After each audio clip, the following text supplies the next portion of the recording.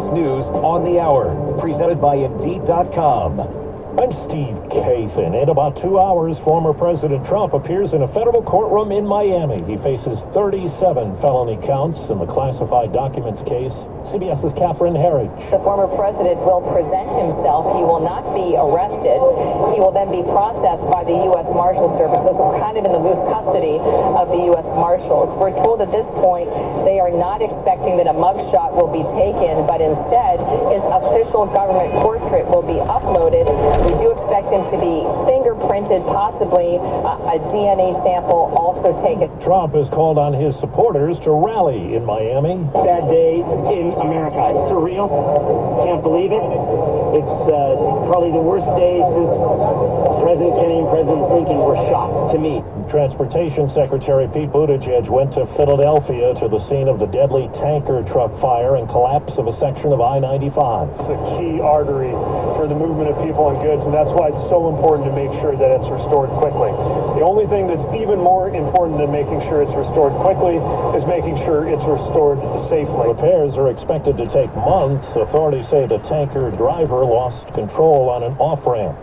CBS's Jill Schlesinger tells us the latest economic numbers indicate inflation is showing more signs of letting up. The government reported that although prices increased during May, they did so at a slower pace. Year over year, the consumer price index is ahead by 4%. That was the smallest annual increase since March of 2021. Instant Brands, the maker of Pyrex glassware and Instant Pot, has filed for Chapter 11 bankruptcy protection. The company says sales plunged after surging at the start of the pandemic. Denver police are investigating the shooting that came while fans were celebrating the Nuggets NBA title win.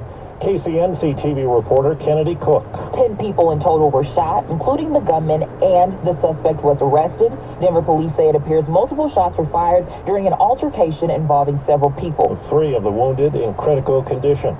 Turns out the latest technology will help us hear something new from the Fab Four. I'm Tiki Barker in London. A year after AI enabled Paul McCartney to duet with his late bandmate John Lennon, it's now helped him complete a new Beatles song. The demo that John had that we worked on, and we just finished it up to be released this year. McCartney says this will be the last Beatles single. And checking Wall Street, right now the Dow is up 186 points. The S&P is higher as well. This is CBS News.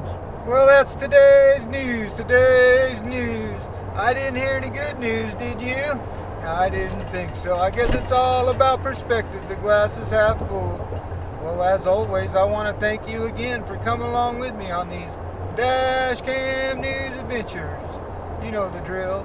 Peace, love, and all that hippie jazz. Bye-bye, everybody.